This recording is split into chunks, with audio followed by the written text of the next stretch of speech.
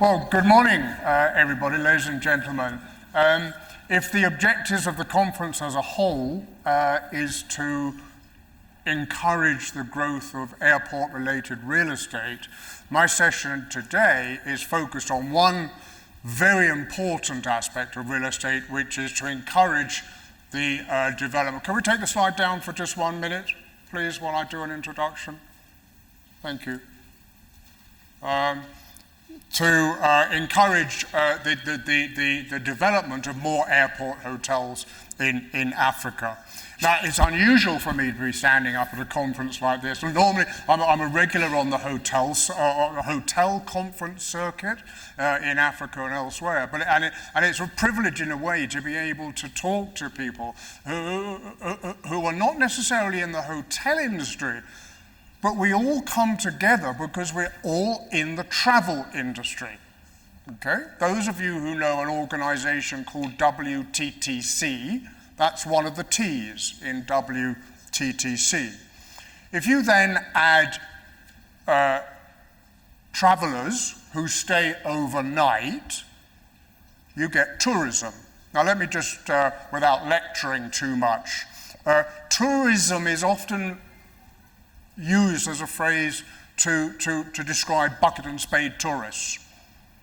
But it's not. Mostly, if you live in Nairobi and you're here, you're not a tourist. If you don't live in Nairobi and you're here today, you're a tourist by official definitions. So a tourist is anybody who travels and needs overnight accommodation.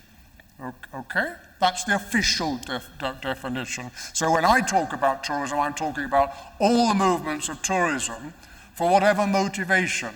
And now we're getting to another requirement of tourism. We've talked about travel. You then need accommodation, and then you need a reason to travel. Nobody travels for no reason. You've got to, you get into the bus or the car or the plane because you want to do something. Okay. So those are the components of tourism. So now we're into WTTC, World Travel and Tourism Council, which brings us all together as one industry. I'm not going to go into all those statistics about the size of the economy. I'm going to focus on hotels. And hotels are one part of that accommodation requirement of a tourist who is traveling. Hotels nearly always cater to travelers. Not always. You've probably heard the term staycation. You actually stay in the city where you live. Done it myself.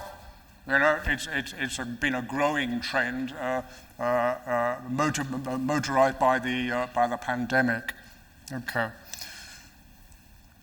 Hotels nearly always have some kind of relationship with an airport. If you build a hotel in a resort, or you're going to build a hotel in a resort, you need to know how far that airport is from your demand markets. You need to know how far the transfer is from the airport to the resort hotel. If you're building a city hotel, you want to know the access from the airport. How long does it take? Traffic or no traffic, how long does it take to get to that airport and back again for often a business visitor? So there's that relationship. Now what we're going to focus on today is an intertwined relationship called airport hotels. Now, when John asked me to join this conference about airport hotels, the first thing one thinks is, well, what is an airport hotel? And I'm going to demonstrate why that can be a little bit of an oddity in a minute. I forgot to tell you who I am. Sorry. Trevor Ward, W Hospitality Group. Why am I standing up here? Because for the last 20 years, I have focused entirely on advising on hotel development and branding and operations in Africa. I've lived in Nigeria for those 20 years, working all over Africa, including Conakry and Lusaka. including those two cities. So I'm getting to know a little bit about hotels in Africa. And also, Nigeria, big country, 240 million, 220 million people yesterday, anyway, maybe it's more today. Until late last year, I was very involved in what I believe is the only real, true airport hotel in the entire country. Those who know it may be the Legend Hotel at Lagos Airport. I'm going to be circling back to that. So that's me. So my first task was to quantify. As a consultant, you do supply and demand scenarios all the time. So I thought, let's take some big cities, 12 big cities in Africa, and see how many airport hotels there are.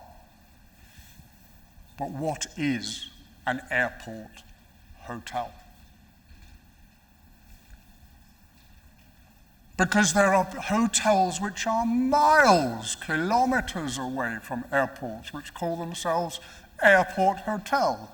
Okay, all right, fine, you do that. But how was I ever going to get the next slide? Well, no. How was I ever going to get my quantification unless I did a distance measurement? So I decided 2 kilometers.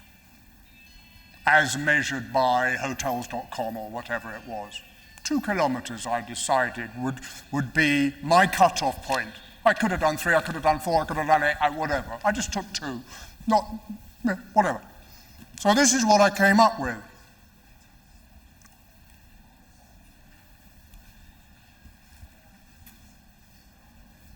It will come.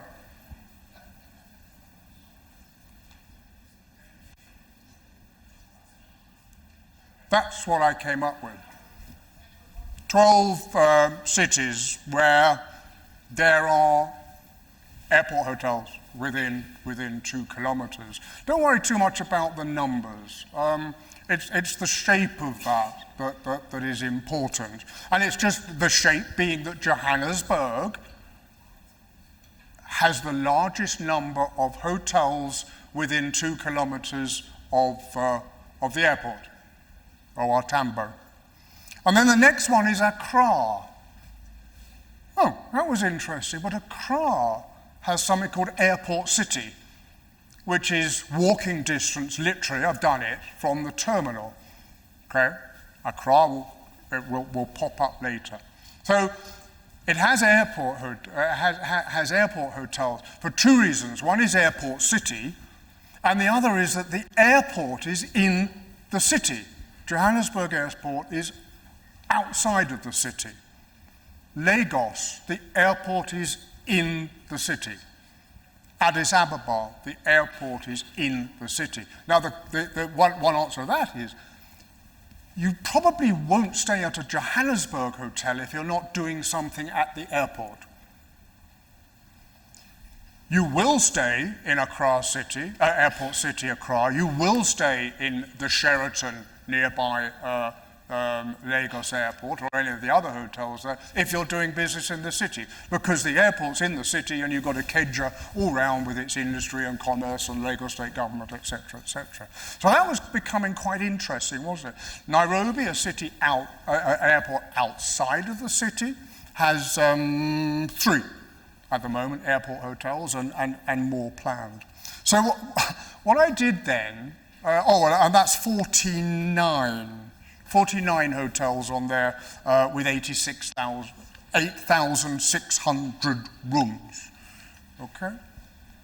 So I thought, is there any correlation between the distance from the airport's distance from the city and the number of airport hotels? And the answer was no. In no way at all was there any correlation. You can see it there. There's just no correlation whatsoever.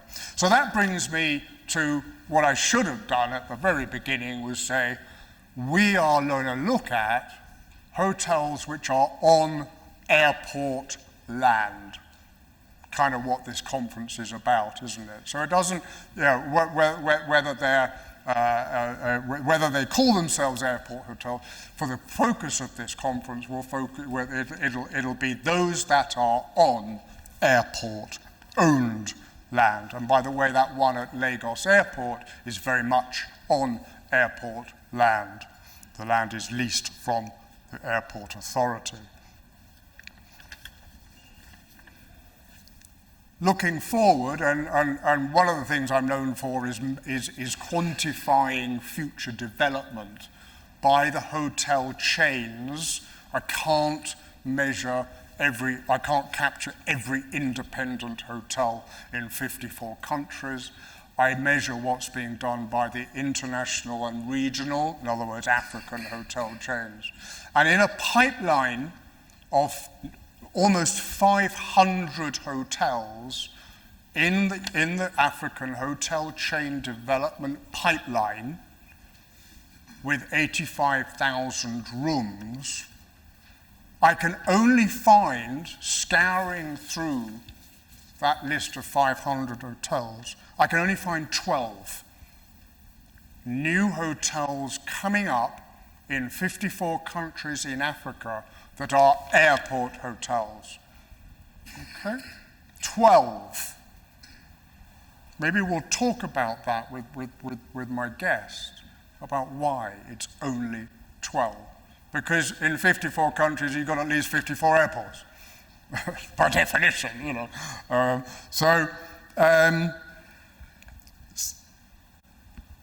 Accra, it's in the city. Abidjan, it's in the city, okay? Addis Ababa, where's Addis Ababa? Oh, well, there's only one. But as you all know, Bole is right in the city. Gosh, Addis Ababa was difficult. I had to really cut on my 2 kilometers. And if I went to 2.1 kilometers, oh gosh, I got a lot more.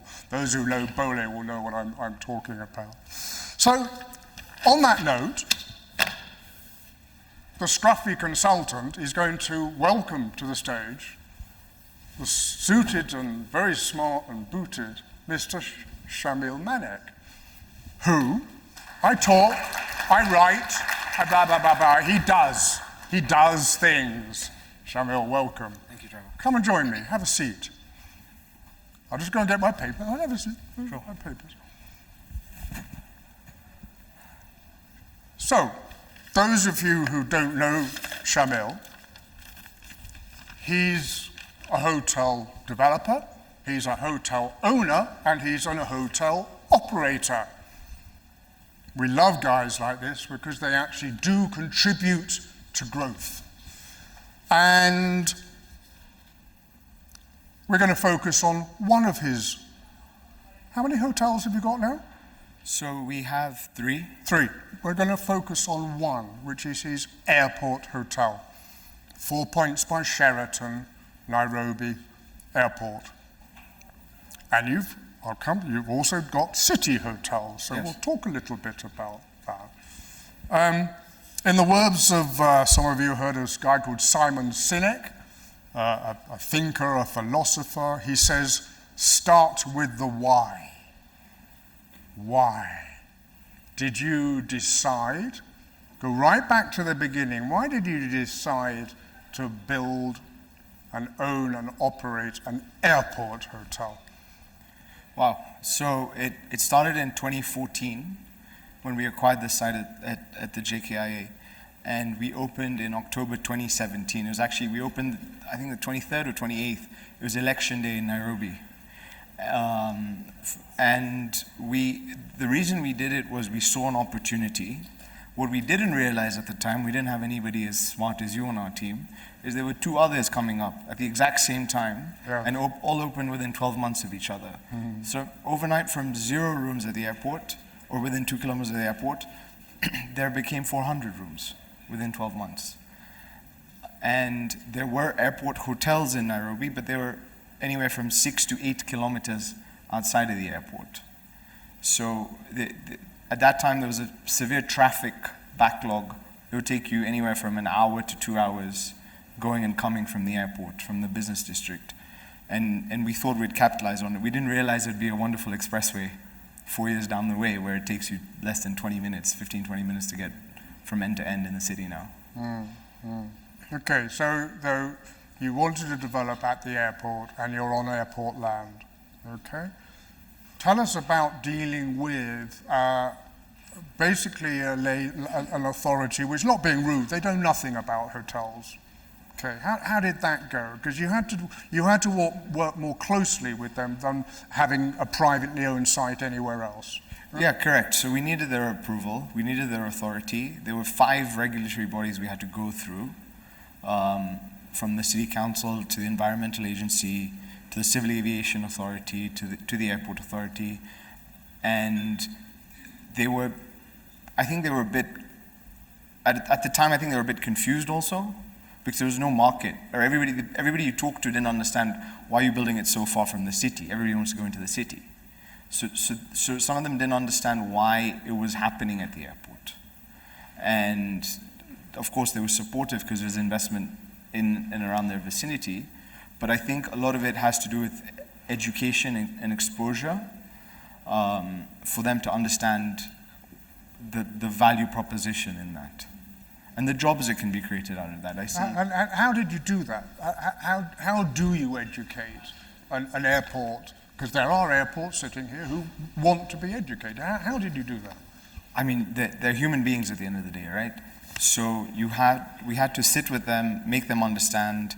At the time, if I'm not mistaken, we didn't necessarily require their approval, but we needed their consent. So it's a very different dynamic. And as long as you work with them, the other one I missed was Port Health. Port Health played a big role because you're at a port. So a lot of your health and safety is superior to the rest of the town or the country.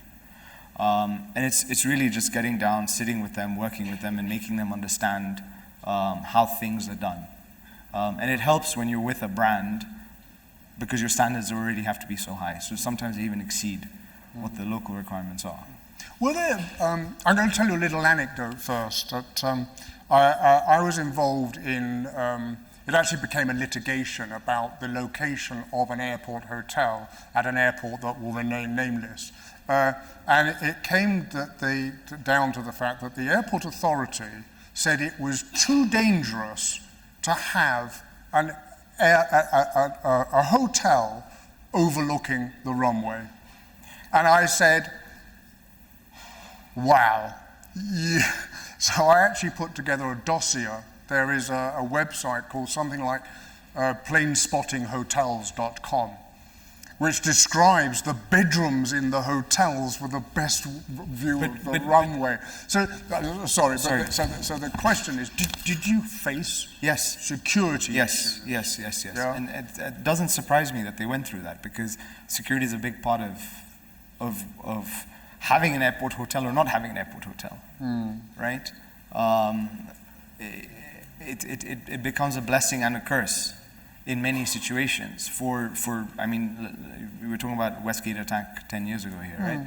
So security plays a huge role, safety plays a huge role, and they're involved as the process evolves. You were involved in Airport City in Ghana, if I'm not mistaken, quite extensively. Very much so in over the Accra. years, yeah. And what was your experience there? Well, Airport City is airport-owned land, but there's actually a road in between, so it's not overlooking. I don't think you can see the runway. You can certainly see the terminal, certainly through the terminal. It's interesting you ask about that, because that is a classic, if you like, aerotropolis that has been developed there. And I remember when it was bare land and when they were just doing the map of plots, service, plots. Now it is teeming with lots of A-grade offices, loads of hotels, restaurants, car parkades are there as well. But there was no security issues as per se. And as I said in the first one, that isn't only by any means catering just to airlines and passengers, which leads me on to what is the demand profile for a typical airport hotel? So, What do you need to make it successful? so they're similar in nature to other hotels. There's small niches that you need to look into, like crew lounges, and a lot of them spend a lot more time in the hotel than in a city hotel. They're not just there to sleep, they're also there at airports to wait for their flight. Maybe their flight's delayed or it's on time, but they spend a lot of time. Maybe they've driven in from out of town, so they'll arrive at lunch, fly in the evening. Day rooms is there. Day rooms, so when they check in the morning and Yeah, I want to get on out- to design in a minute, but I'm talking about the actual market sector. So you have crew is so crew is there. Crew is there. it Yes, essential? it is essential to cover your costs, but you don't make money on crew, No. right? So there are hotels I've seen take the tack to say fill their hotels with crew, right? But then you're selling a wholesale price. Yeah. So already you're leaving money on the Because table. they're can be like 50 or 60% discount. I'll tell you something interesting. I don't know, Peter Greenberg was sitting on the other day and saying that he had to pay $9,000 to fly here from New York or something, right? Business class. He had to pay that. He would have probably paid $5,000 pre-COVID. But crews are pushing their rates even lower. Yeah. Airlines have to save money. So crews are actually even trying to push that even harder down. So it's not as lucrative as it appears. No. But at least if you've got a crew of, say, 12 people, Right. that's 12 rooms For a year. you don't have to worry about. Correct. To sell. Yeah. Yes, yeah. So you need to look at them. You need to look at the tour operators. In Nairobi now, the express rates have become even more competitive because you can reach the center of town in 20 minutes. And a lot of the other, now cruise and tourists themselves, a big tourist population, big tourist now migration season coming, who even if their view is horrible, would rather pay that $20, $30 extra, spend 20 minutes on the expressway and get to town. Even if they can't see anything, even if it's a lower grade hotel, you'll see them pay a bit of a more premium and go into. Well, what's the motivation for a leisure traveller to stay at an airport hotel? So convenience. You need a good spa. You need good service. You need good food. So we have 3 outlets at our airport hotel, and we have one that's quite unique. So it comes down to good food and good service. It's not as F&B driven as the city. City hotels are far more F&B driven, but airport hotels tend to be a lot more, because somebody's sleeping at any time in an airport hotel, whether it's the crew or whether it's a guest. You can't do maintenance, for instance. It's tough to do. It's really tough to do maintenance at any time because you can't do it at night because most people are sleeping. You can't do it in the day because the crews are sleeping. So it's walking a fine line. There's a lot I of guess you're balancing. much more of a 24/7 operation, aren't you? Because Correct. a city hotel can kind of go to sleep at 10 o'clock, 11 o'clock, and wake up again at 6 o'clock. So your staff capacity is higher in an airport Interesting, hotel. yeah. The staff capacity has to be higher. So we've seen about 15% more staff, especially in housekeeping and F&B, because if your restaurant's busy, then you need to start doing room service. Are you a 24-hour restaurant? We're a 24-hour restaurant, Yeah. but still now... Which you probably wouldn't do in a city No. centre. Yeah. Not really, you don't need to. Even if you want to, you don't need to. After 11 p.m. maybe, you don't really have that many people. But you have flights coming in at midnight, somebody wants to eat a sandwich at 2 in the morning, you can't say no, right? So it's a very different, and it's a very different market from the city. And then the other airport related is delayed passengers. Someone mentioned, I think it was the gentleman from Conakry, yes, gentleman from Conakry was talking about people wanting to stay at a hotel because of the traffic issues. They might miss the flight. Absolutely, in Lagos we get that all the time. People or arriving and don't want to drive at night. So delayed flights is big. Cancelled flights that's a rare occurrence, but nowadays, but that tends to happen. People driving in from out of town with flights. Yeah. That we've seen an upswing on, and overall, it's a retail business. As much as you think the crews are there, like I said, for the wholesale business, but it's your day-to-day retail business, and a lot of it has to do with educating the market, educating the agents, and just being on top of it. If you look at many airports, you have economy hotels, you have mid-scale hotels, you even have luxury hotels. The Heathrow has a Sofitel, which is the luxury brand of Accor. Why did you choose 4 Points by Sheraton as your brand.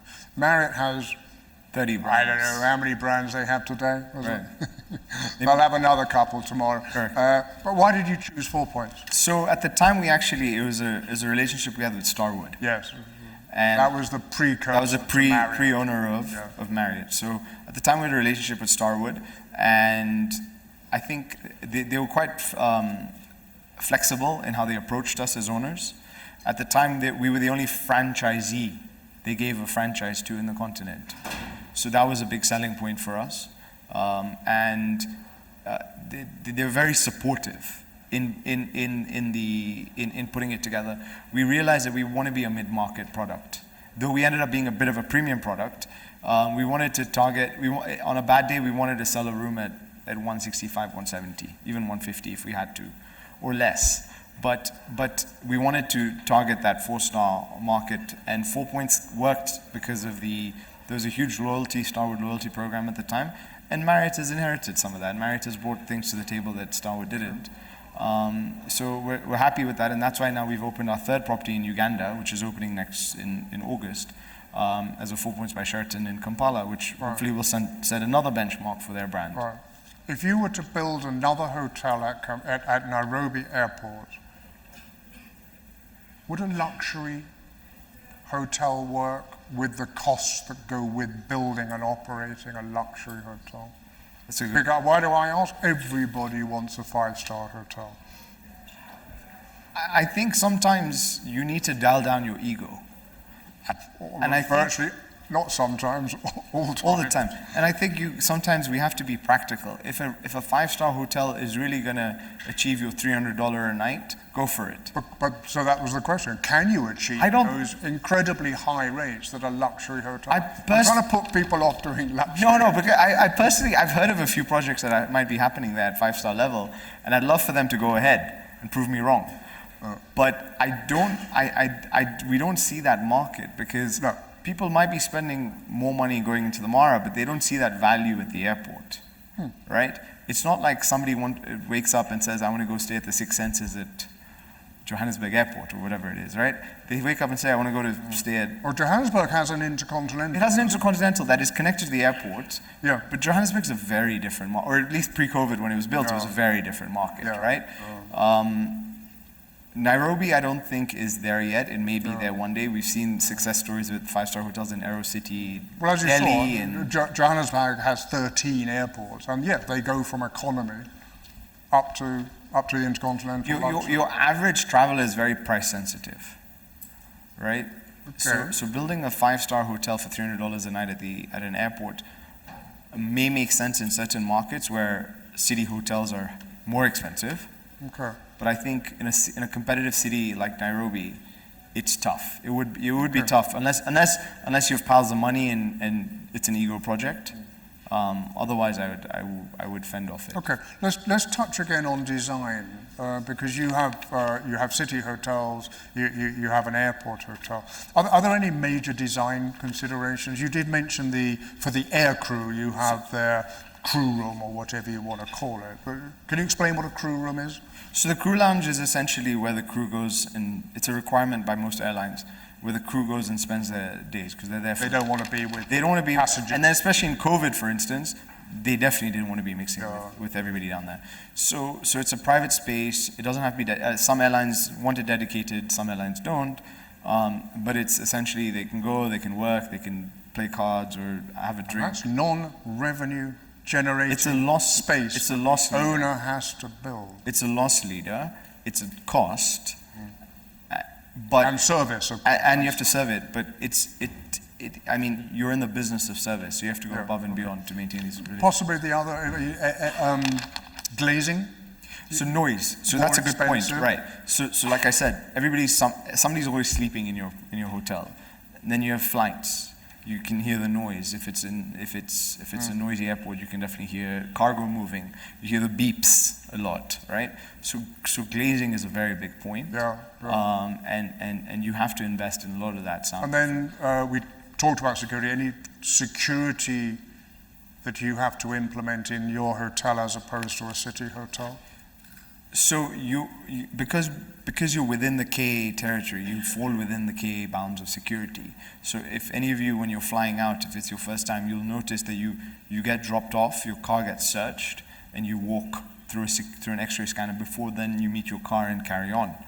Now, because you're within that, it's sort of designated a green safe zone by a lot of the embassies here as the airport, and that helps, definitely helps. But when Marriott come and do a security inspection, they also look at your own inspection. So we have sniffer dogs. We have the guards all across. We have to have our own separate baggage scanner, separate X-ray detector. So it doesn't mean that you don't need security. You need it.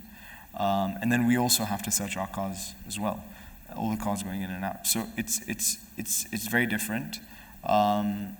But in a city hotel now you're by yourself, so you don't have that protection. You still need to do the same thing. And security in this part of the world is just part of doing business. I'm fascinated by Nairobi because in Lagos we have so laid back security at hotels, but the security in hotels here is quite a shocker sometimes when I come here. Gosh, get out of your car. Anyway. I'd like you to become the consultant now. I'd like you to give the 2 or 3 really important things that an airport operator looking to have someone to develop a hotel on their land, what are the 2 or 3 things that they must take into account? As the airport. When the airport talking to you, what must they know? So first of all, it's easier said than done. To come to a developer and investor like us, we're from the private sector. This is hard-earned money. We're putting behind it. We're not a sovereign fund. So financing this is very difficult on government land. There are very few financiers who are willing to take that risk for whatever reason. Maybe it's their own political reason, or maybe it's their board's reason sitting in London or Dubai. But it's very hard to get that funding and financing in place. And the airport authority has to become a partner and a stakeholder in this with us, right? It's not me versus you. So not screw you on the lease. or however the arrangement is.